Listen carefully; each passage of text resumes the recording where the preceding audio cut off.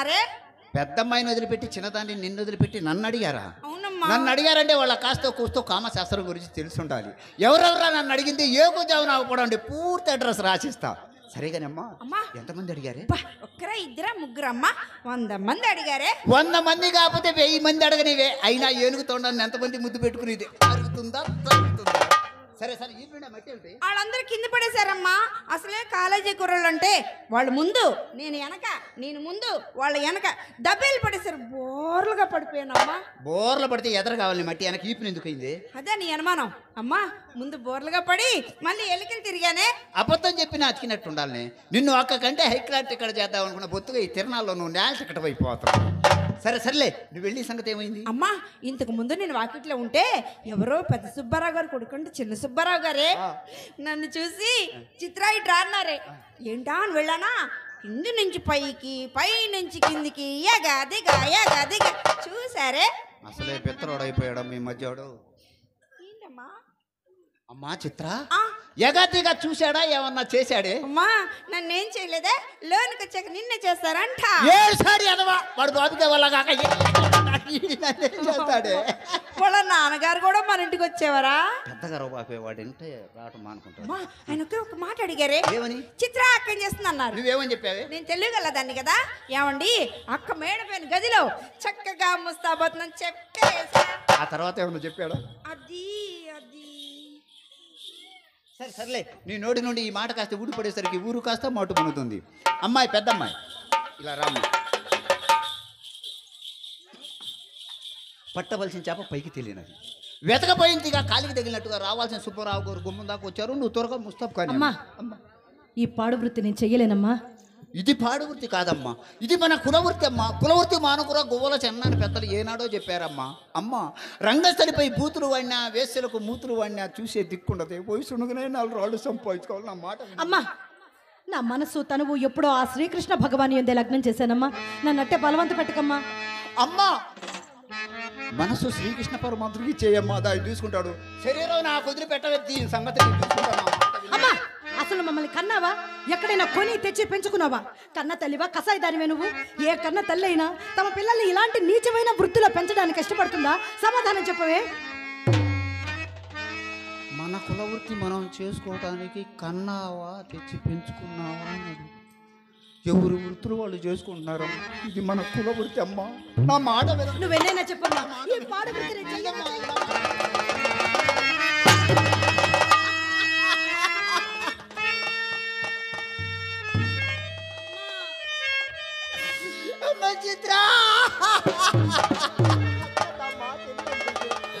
అయినా నేను ఎవరి కోసమే డబ్బు సంపాదించేది మీకోసమేగా.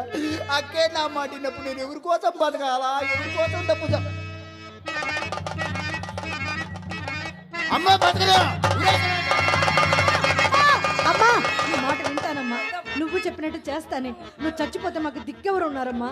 నీ మాట వింటానమ్మా, చేస్తానమ్మా. నవ్వవే. నువ్వెందుకే ఏడుస్తావు? ఎందుకే అమ్మా? నువ్వు చచ్చిపోతే నాకు పెళ్ళి ఎవరు చేస్తారు? నాకు దిక్కేవరమ్మా? పెళ్ళి మన ఖర్చు పోవట్లేదు కానీ ఈ డోలక్కాయని చూసుకొని నా దైత్యం వదిలిపోయింది. అయినా నేను ఎందుకు చేస్తానే? మన ప్రభుత్వం వాళ్ళు బజార్కు బ్రాందీ షాప్ పెట్టి ఈ దేశాన్ని సగమే నేను నాశనం చేసింది. ఈ దేశాన్ని పూర్తిగా నాశనం చేసిన దాకా నేను చావు. అక్కన భయపెట్టి కోసం తితికే. అమ్మా చిత్ర, అక్క గదిలోకి వెళ్ళి పక్కేసి మల్లెపూలు చల్లవే. నువ్వు ఉండవే సరే గాని పక్కెందుకు వేయాలి? నేను పక్కనమ్మా. ఊళ్ళో అందరూ చిత్రపక్కల ఎక్కిరిస్తున్నారు. ఈసారి నిన్నెవరైనా మాట అడిగితే పదవిలో ఉన్నవాడు కంటే పక్కలేసేవాడికే పలుకుబడి పెంచేసి చెప్పమ్మా. సరేనా అమ్మా? అది సరే కానమ్మా, ఎవరు చూసినా అక్కని నిన్నే అడుగుతున్నారు కదా, మరి నన్ను ఎవరు అడగట్లేదు ఎందుకే? మా అమ్మే నా కడుపున పుట్టకపోయినా నా గుణాలని నప్పింది నీకేనమ్మా. అమ్మ, ఆషాఢ మాసం వెళ్ళగానే అక్కయ్యని హైదరాబాద్కు పంపించి అక్క కాడికి వచ్చేవాళ్ళని, నా కాడికి వచ్చేవాళ్ళని నీ కాడికి పంపిస్తానమ్మా. ఖాతాలు ఏర్పరచుకొని కమ్మగా బతుకు. మధ్యలో ఈ ఖాతాలంటే ఏంటి? ఖాతాలంటే ఏమిటో తెలియదంటే ఆహా, ఆ ఎదురుగా బట్టి కొట్టు చూడమ్మా. ఉంది. ఆ కొట్టు దగ్గరికి వెళ్ళి ₹10 ఇచ్చి బిస్కెట్ ఒకటి తెచ్చి అరిచేతులేసి ఏలేసి బాగా రంగడివే. చేతికి 5 ఏళ్ళు ఉండగా ఏళ్ళు ఎందుకు వేయాలి? ఓసి ముద్దు చిన్నప్పుడు బడికి వెళ్ళావా లేదా? వెళ్ళాను. పొంతుల గారితో ఇలా అడుగుతావేంటి? మంచి నీళ్ళు ఇలా అని అడిగితే అన్నం వేసి బాగా రంగరించి ఉండగట్టి వేస్తే మన కాడుంటాడే ముండ కొడుకు అలా ఏర్పరచుకోవాలని ఖాతాల్ని. అమ్మ చిత్ర త్వరగా త్వరగా త్వరగా అక్కడ ముస్తాం కానీ నడు. ఏమి ఇలాంటి పాడు కబుర్లు మోసుకురావద్దని నీకు ఎన్నిసార్లు చెప్పాను? అమ్మకేం చెప్పలేదక్క, నిజంగా. నువ్వేం చెప్పకపోతే ఆ చిన్న సుబ్బారావు గారి విషయం అమ్మకి ఎలా తెలిసిందే? అయినా ఏం చిన్నక్క, చెబితే నీ కోపం, చెప్పకపోతే అమ్మ కోపం. మీ ఇద్దరి మధ్యలో నేను చచ్చిపోతున్నాను. నిజమే లేవి, ఇలాంటి పాడు కబుర్లు మోసుకురాకపోతే అది నేను ఇంట్లో ఉండనివ్వదు. ఆడపిల్లవు, అందున చిన్న పిల్లవు, ఎక్కడికి వెళ్ళి బ్రతుకుతావు, ఎలా బ్రతుకుతావు చెప్పు. నా కర్మ ఇలా ఉన్నప్పుడు నిన్నని ఏం లాభం అమ్మా? వెళ్ళు, లోపలికి వెళ్ళు.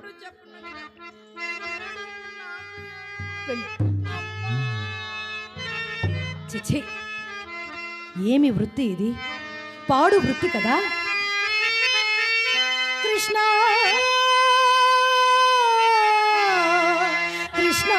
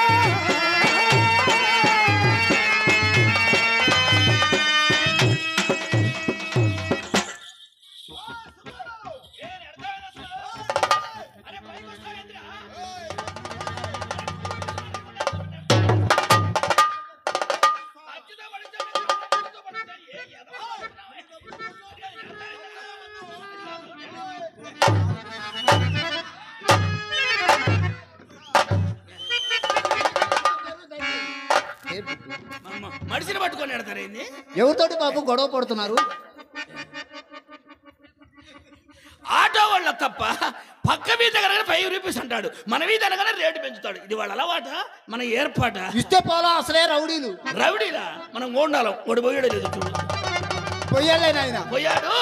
పోయాడు కాబట్టి బతికిపోయాడు. అది క్రికెట్ బంతిని కొట్టామని ముండా కొడుకు. సరే కానీ బాబు లోనకు వచ్చారు, ఇంకా ముసుకెందుకు భయపడ్డారా? భయం ఎందుకు తప్ప ధైర్యమే సాహసం, ఆయాసం ఉపసం. అబ్బాయి పండితుడే. యారా లెక్కలు